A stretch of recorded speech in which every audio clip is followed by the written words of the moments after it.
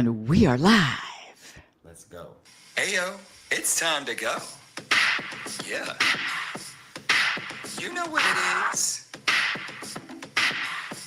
Get into it.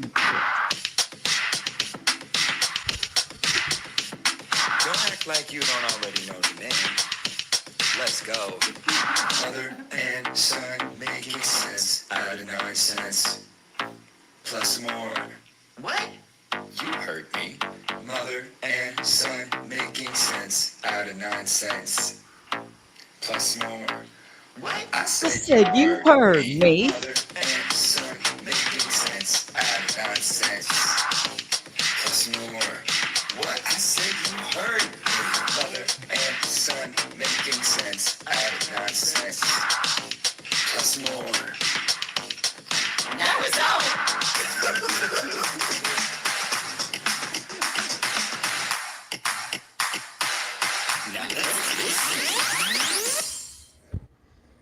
Woo-wee. Well, welcome everyone. Hold on a second.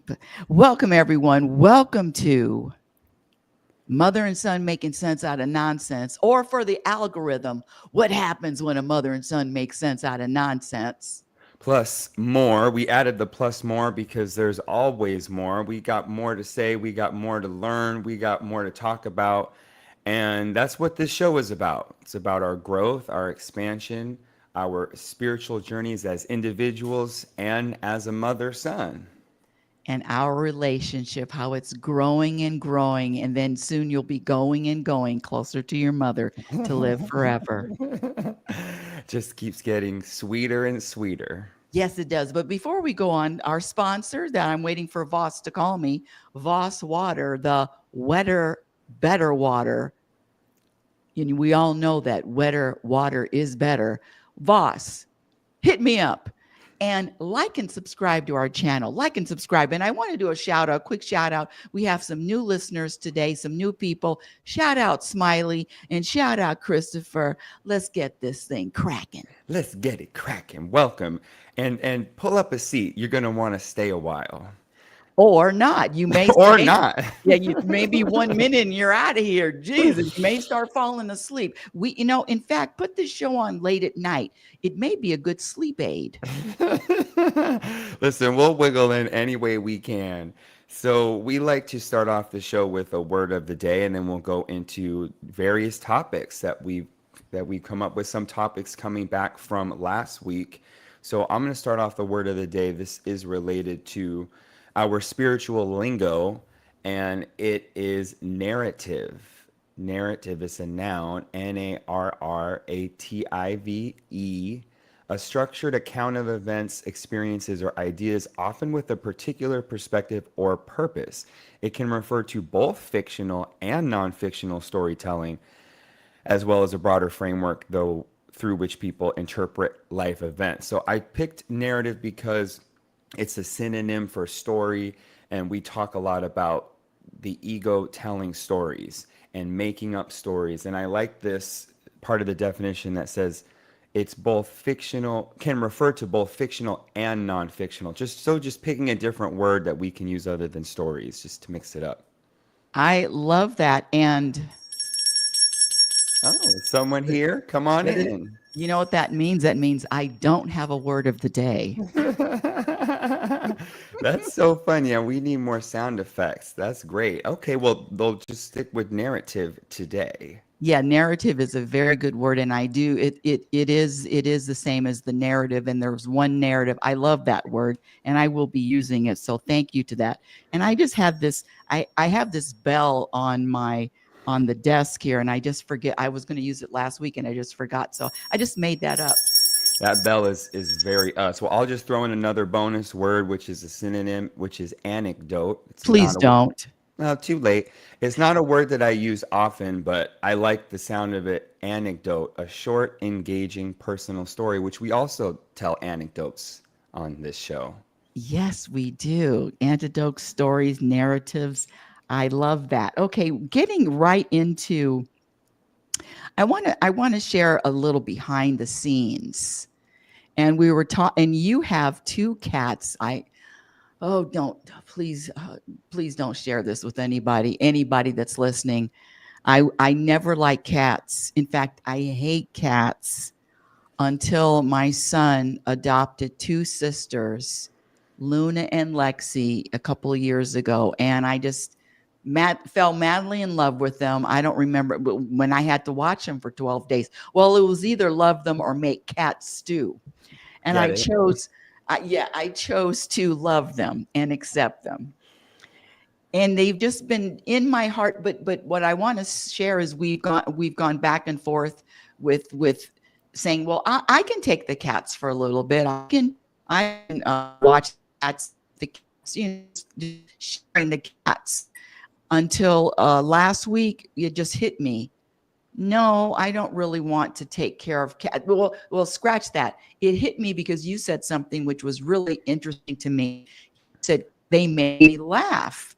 And then I started thinking about myself and do animals make me laugh? And the answer is two words, absolutely not.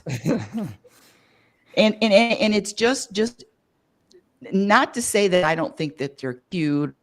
My little dog, my little cat, but they don't amuse me. They don't make me laugh. And that just, I'm just doubling down on how everybody's so different and finding humor. And so one of the things that I practice is finding something funny every day to laugh at, laughing to the point of, peeing on yourself if possible. But no, animals don't make me laugh.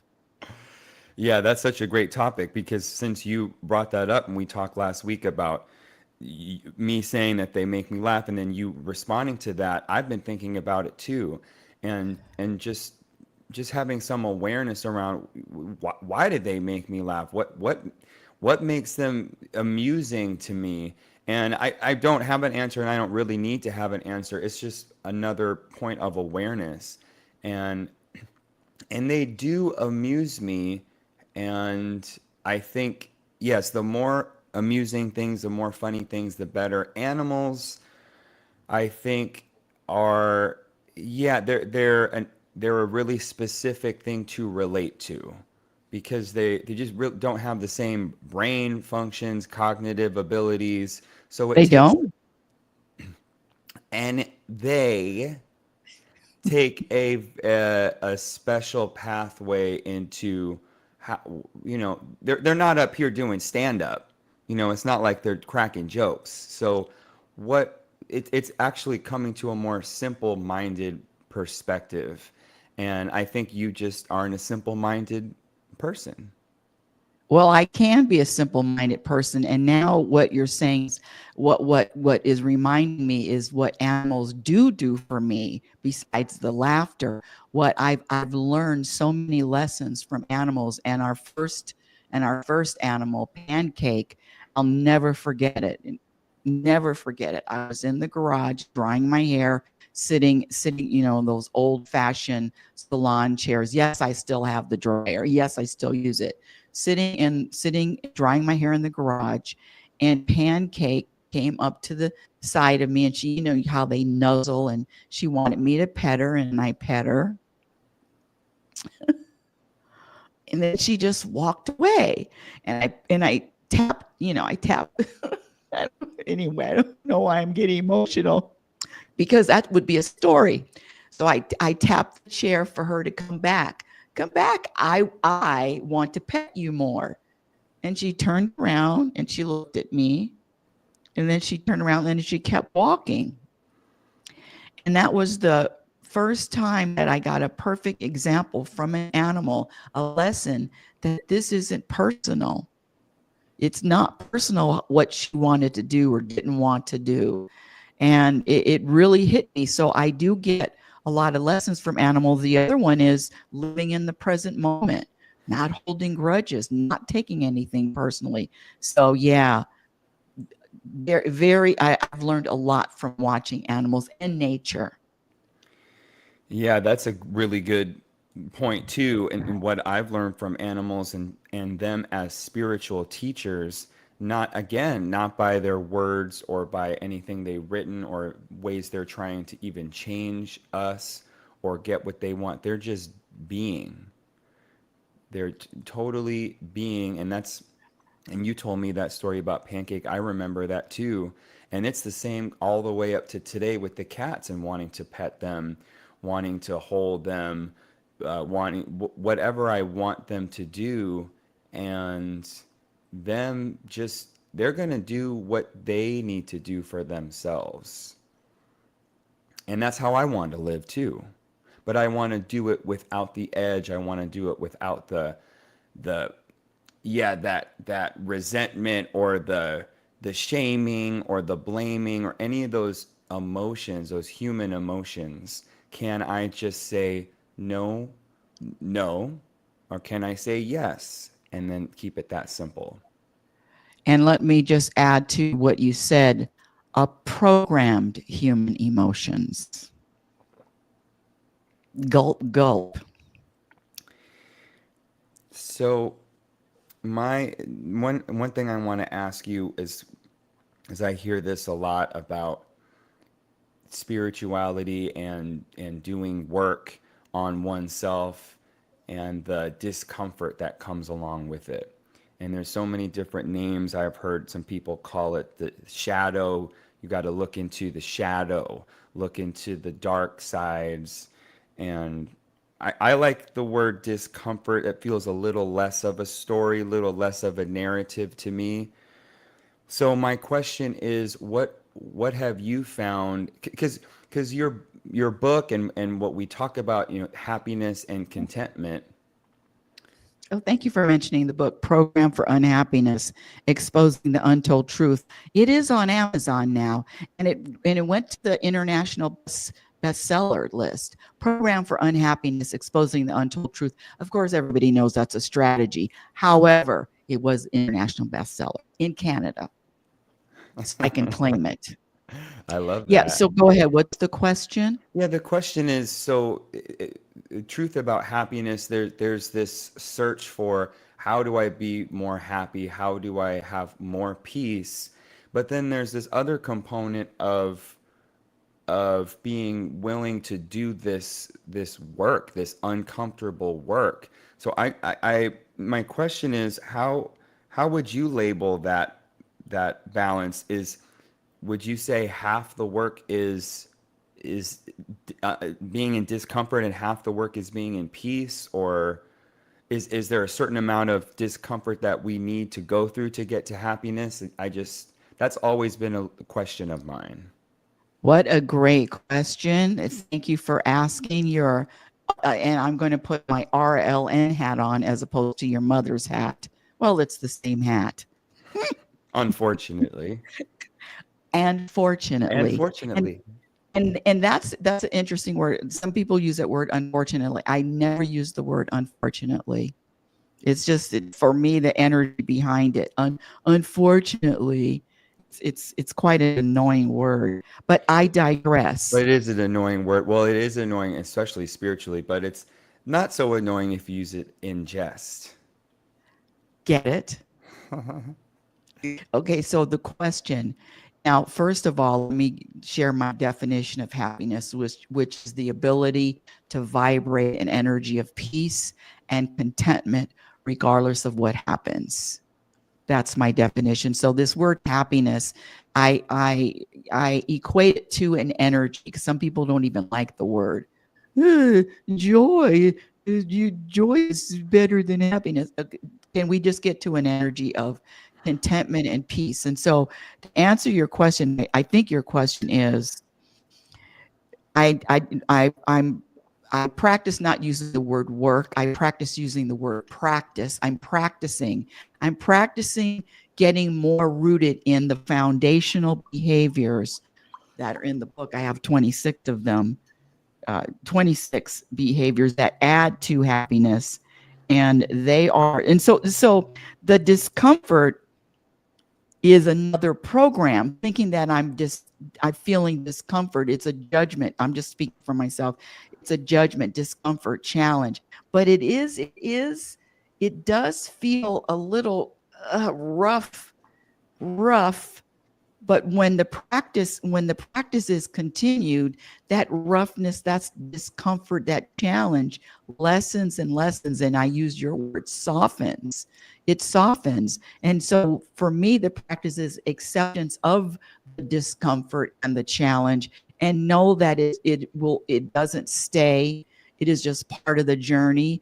It's here today, gone tomorrow. Just like those moments of excitement or exhilaration, they come and they go. The discomfort comes and goes, and that's just part of the journey we call life. Did I answer your question? Yeah, and I'm thinking, well, now I'm thinking of this narrative around the word discomforts. So, and I like that you don't use the word work and you use the word practice, because it just feels like a softer word that doesn't have a negative connotation to it. So, I guess it answers my question in the sense that there really is no discomfort to this road to happiness unless I put a story on top that says there is. Now I'm getting chills from you. Yes, yes. And in fact, I was having my body's all chilled up.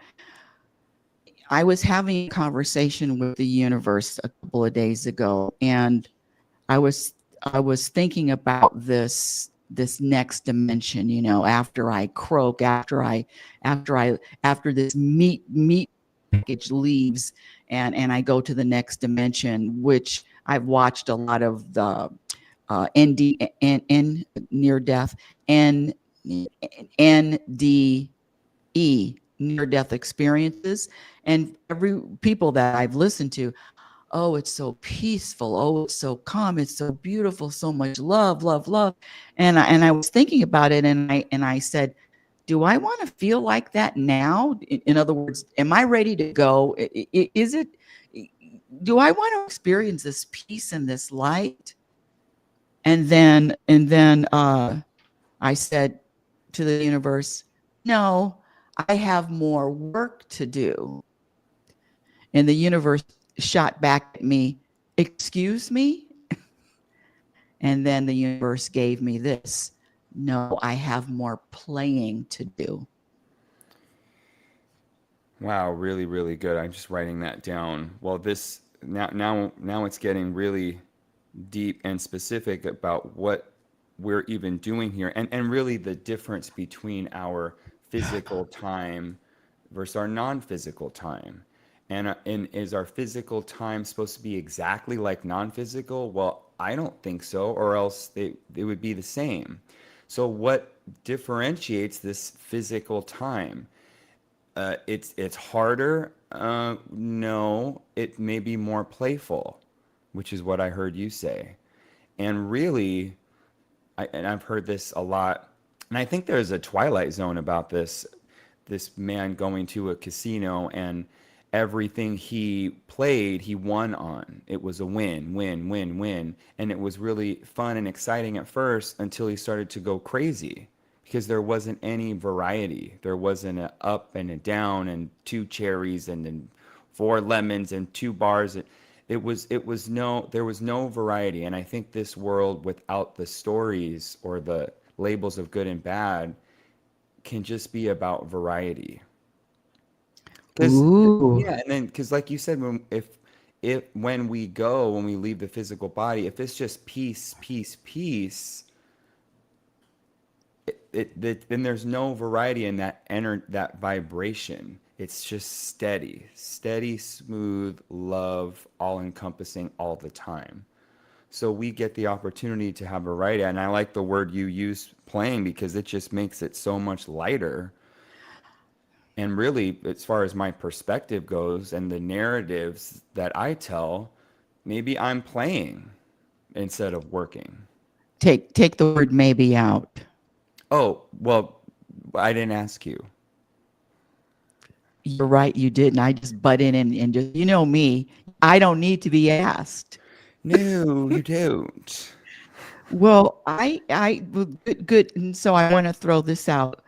I'm going to give you a homework assignment, and you don't have to do it.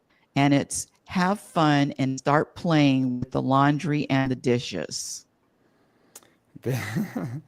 Thank you for the homework assignment. I'll let you know if I choose to accept it. And I've heard that from you for a while because I can very easily complain about the laundry, the dishes, nah, not as much these days, but yeah, I can complain.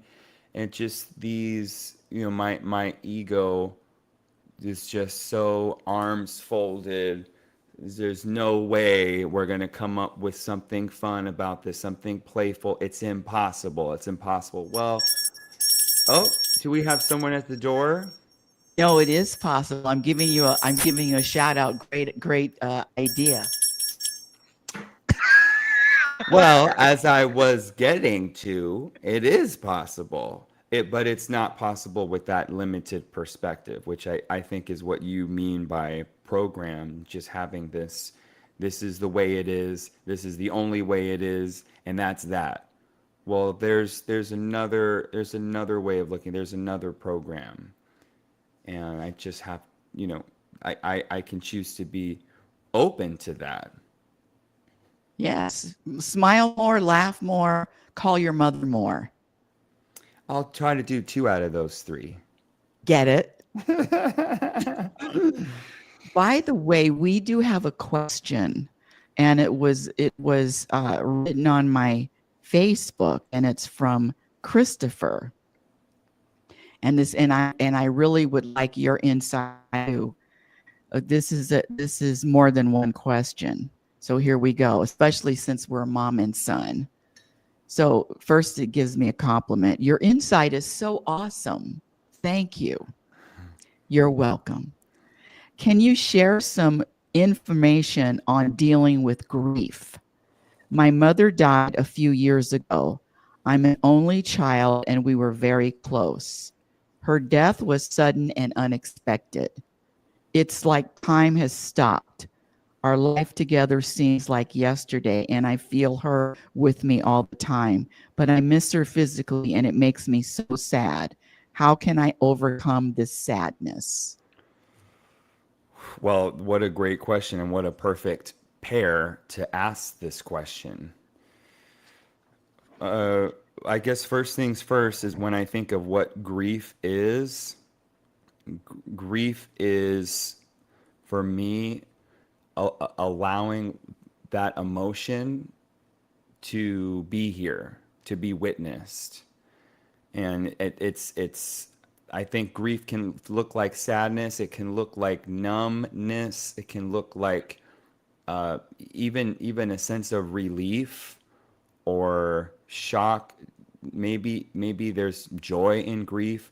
I just look at it like a wave of emotion. And when I think of grieving and myself grieving, that's what I think is happening. Just letting the wave of emotion come. And I one thing that I've heard, and I mean, I'm not practicing this directly with you specifically as my mom, but when I heard of someone else losing a loved one and they were just very, very sad about it, and how do I overcome that? The suggestion was to not look for where they aren't, but look for where they are. Because they're not physically here, but they're here in other ways. They're here energetically. They're here in an object maybe that they gave you. They're here in a memory or whatever. Look for where they are, not for where they're not. And and for me personally, I've been, especially when I was younger, I don't feel the weight of this like I used to, but I was really, I would say most afraid of you dying was a really big fear. How would I deal with this? We've always been close, and we've had different ways of being close. We've always been really close, and I love our physical time together.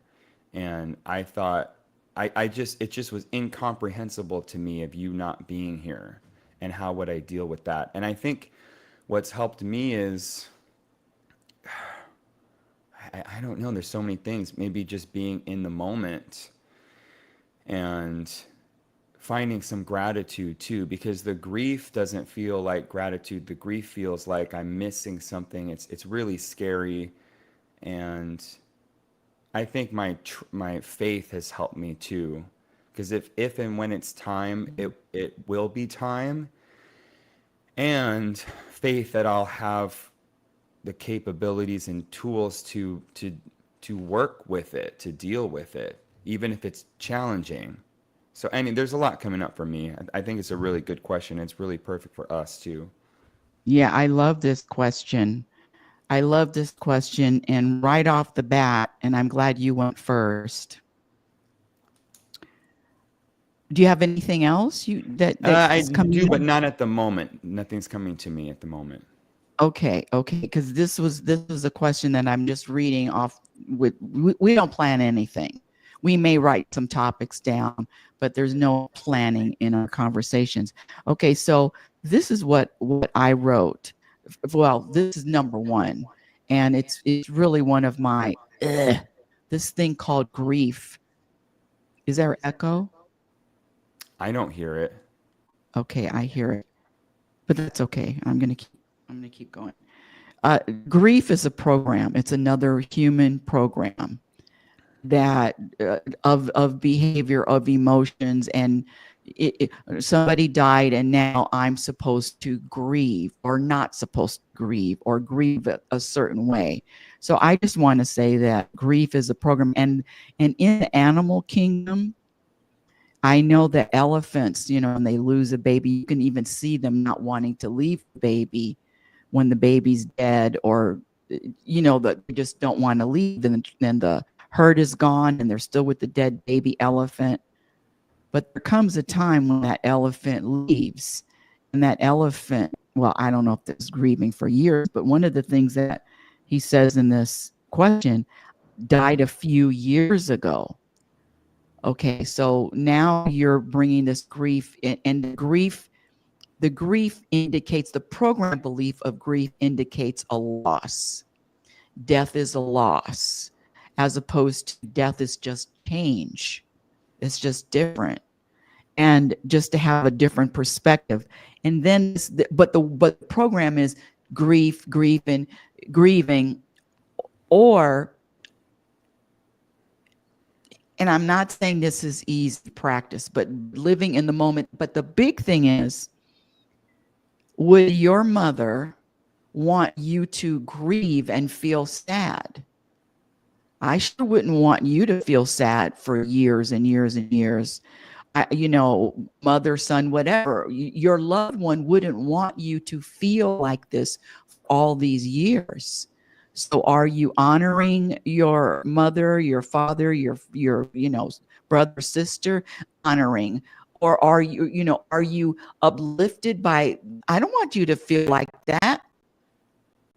And that's another thought. And the other thing, after a while, holding on to things that make you feel sad or bad becomes part of an identity. And who would you be without your grief? And who would you be without your sadness?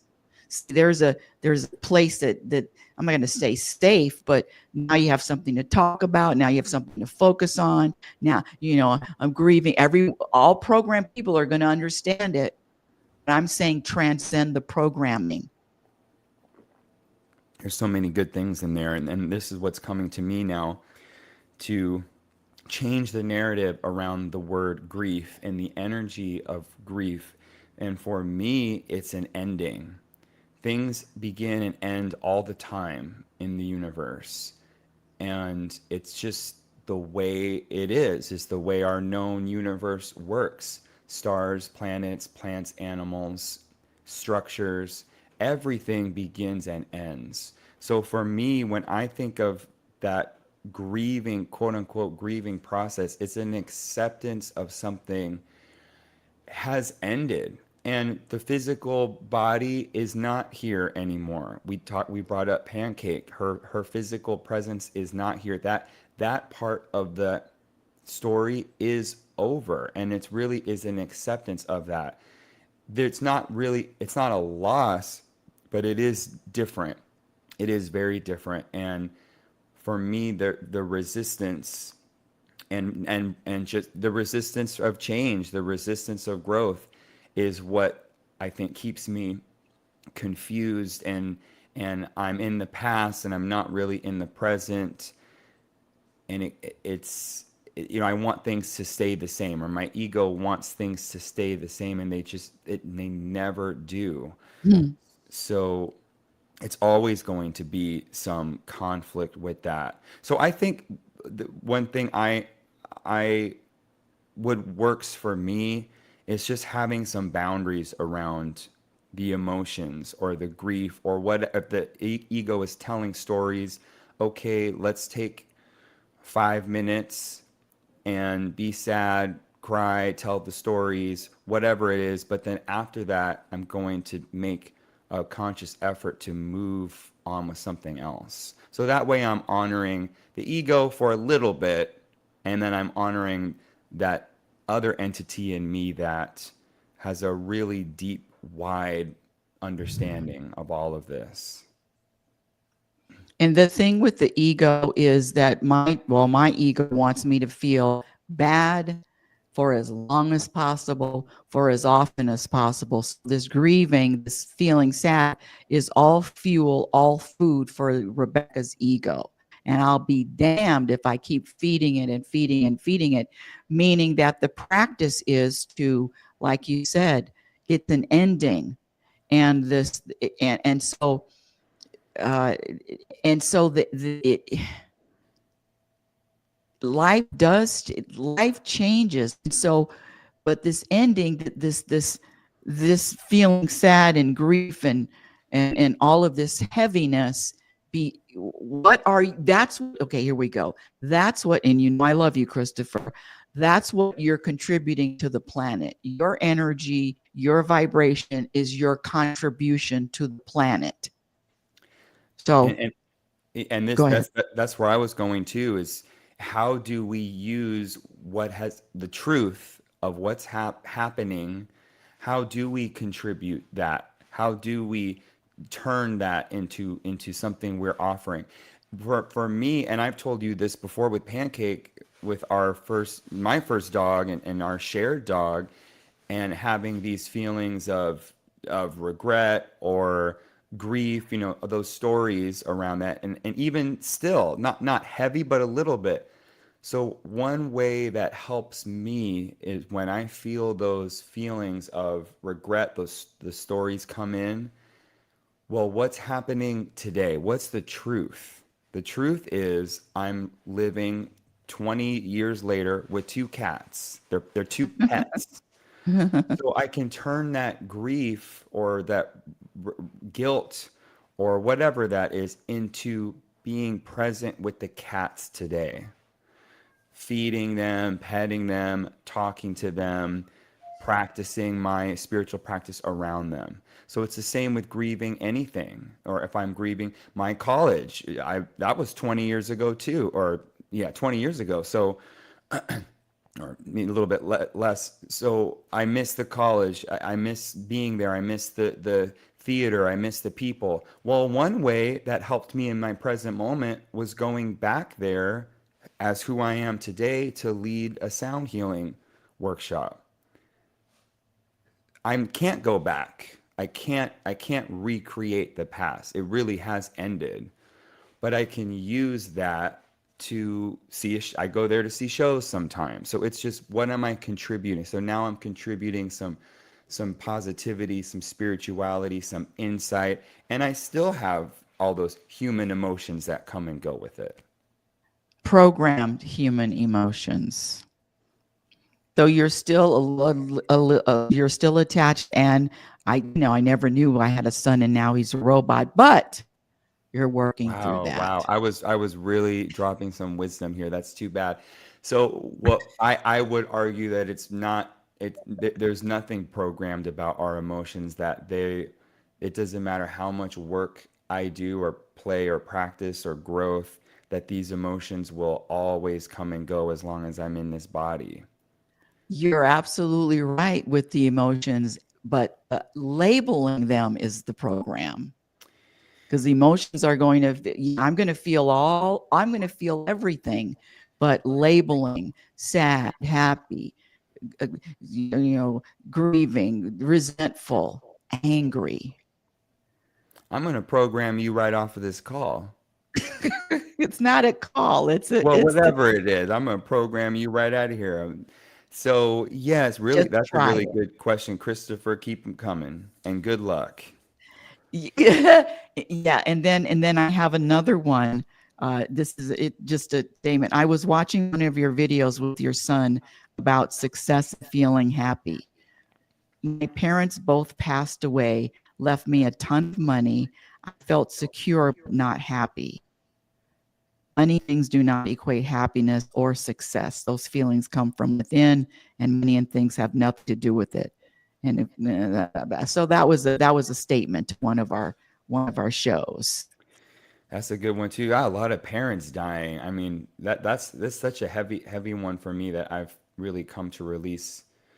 Trying to practice releasing that really, and it's not even just the parents. It's just it's everybody, anything, and I like that part where it said, doesn't happiness and security, they're different, and I mean that's what we're doing here. I think we're doing this because it is specific. It's a piece not based on anything, any amount of money, any physical condition, anyone being alive or here, or any validation or insult.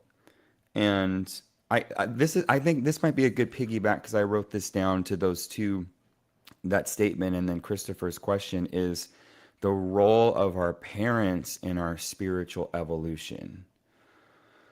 So I wrote that down because I just, there is a, there seems to be an impact around our parents, and I'm curious how that relates to our spiritual evolution, maybe yours and mine, if we can talk about it. What? Well, how has your relationship with your parents been a part of your spiritual growth?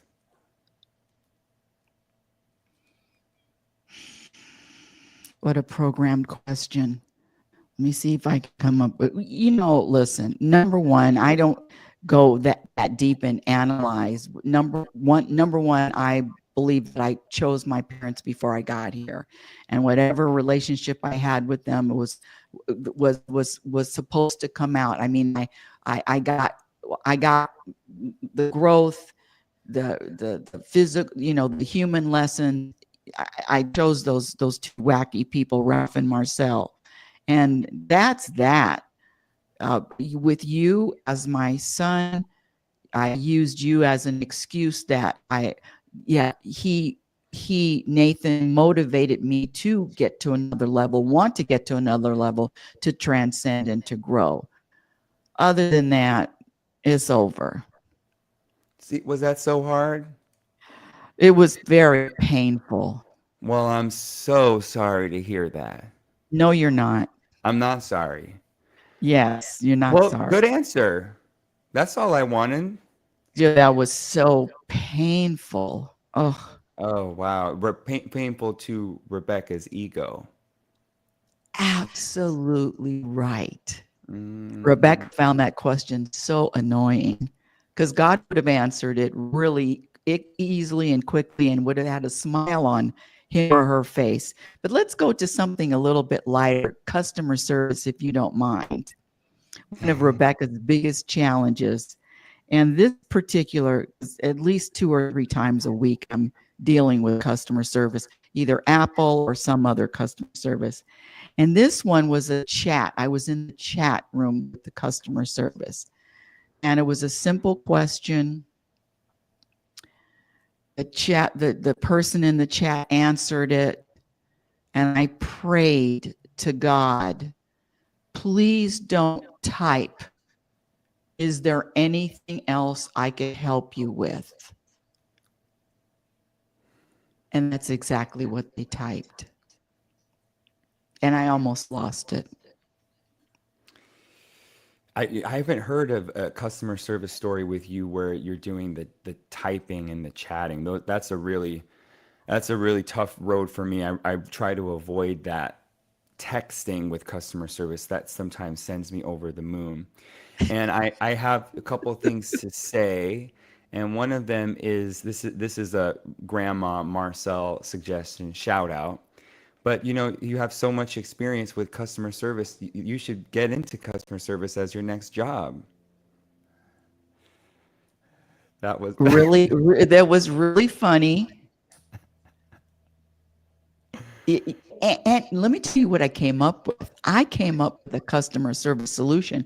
I don't know how I can monetize it, but it's a speed customer service. In other words, nobody asks how you're doing. Nobody asks any other questions. What's your problem? What's the solution? And it's quick. It is a quick speed customer service. You know how the world is right now, how everything is instant. This is an instant solution, so there's no long drawn out 10-minute. This is the fast track. Now, I have to say that is a brilliant idea. That really is. I'm up here like that is really good, and it's so true. I when I look up a YouTube video, I put in a new car battery for my kiosk, my key kiosk for my car, and it's very simple. You just pop it open, put the battery. But I wanted to just make sure I was doing it right, so I looked up a YouTube video, and this guy was very quick. Bop, got right to it, and some of these YouTube videos don't, and it drives me so crazy. And they're just talking and they're making jokes and blah blah blah blah and little inserts. What is this? Could have been done in 2 seconds. So I'm really on board with that. Well, thank you. So and I same. I've watched those YouTube videos, and they do a long introduction, 5 minutes. You can just tell me the solution to this problem in 30 seconds or 60 seconds at the most. Can we do that? It's like going to the 10 or less line at the cashiers. I want a streamlined customer service. Yes, and we really could be streamlining this show and jump right in and get right to it. Never. So the other This thing I show want, this show is streamlined because we could go on for 2 hours. yeah, we could. Well, yes, and the other thing I want to say about the customer service, this is the crazy part, and I this is your homework, but this is so great. This is so crazy. I've never heard anything crazier than I'm praying that they don't ask me if there's anything else I need, but then they always ask if there anything else we need. I mean, that's a total self setup. That's like me going to the gym, and when I see someone, I mean, I have so many pet peeves at the gym. I could pick a million of them, but one of them is people I really do. One of them is putting their when they tie their shoes, they use the bench to put their feet and their shoes on, and they're putting their feet on the bench that we're supposed to sit on. That's a pet Uh-oh. peeve. So I am really not hoping to see that. And then I see it because it happens frequently. And then I'm up here going crazy. So why not just expect it? Why not be ready for it? Well, listen, one of the things is you look around too much. I'm going to Wow, this get you. shows a lot about me today from you. Well, you asked. Oh, you didn't ask for the solution? Well, not for me, for you. Well, I don't need solutions from you. But I'm not. I might be dumb, but I'm not stupid. oh no. Well, the jury's still out on that one. That is so funny. Hold on. Let me see. No, I don't have it here. Darn it. I don't have it. Anyway. Wait, hold on. I'll find it. I'll find it on my phone because it was one of the jokes that I used in class. I took pictures. Oh, where is this? Okay, I know what I'll do. I'll just go to the text. You said you don't need help from me. Well, You sure? not at this exact moment. No. Okay. Okay, here we go. I wasn't insulting your intelligence. I was insulting your stupidity. That's funny. And then the other line is, sorry if I looked interested. I'm not. That's funny too. And then this one, warning, my sense of humor may hurt your feelings. I suggest you get over it. That sounds like you. It was somebody texted me these, and so I printed them out and I passed them out in class last week. Well, that's part of our show, the nonsense. We're adding a dose of humor and yeah, a little lightheartedness. Yes, yes. And this last one. I used to just procrastinate, but I got so good I went pro. Oh, clever. I used to just procrastinate, but I got so good I went pro. I heard you. Bam. Well, Well, hmm. I suppose this plane is landing here. Any last words? Well, yes. Call your mother more often. I'm going to watch Survivor today. I haven't seen it yet. And back to, well, listen. Anything can annoy me if I'm looking to be annoyed. So I think that annoyance is just. Uh-oh, he Is gave what? me the he gave me I'm the audio. curious. Is just drama. Oh, okay. So you like the drama. I love the drama. Love the drama. Love it, love it. Give me another bowl of drama, please, to go. Well, finally, I love it too. Pull up a chair. We'll have a nice little meal. Wink. Wink, wink. Well, if you're still listening, God bless you and good luck. Hey yo, it's time to go. Yeah. You know what it is. Get into it. Don't act like you don't already know the name. Let's go. Mother and son making sense out of nonsense. Plus more. That was a good one. You heard me. Mother and son making sense out of Thank you. nonsense. Yes, thank you. Plus more. What? I said you heard me. You're welcome. Mother and son making sense What? out of nonsense. You heard me. Plus more. What? I said you heard me. Mother and son making sense out of nonsense. Plus more. Now it's over.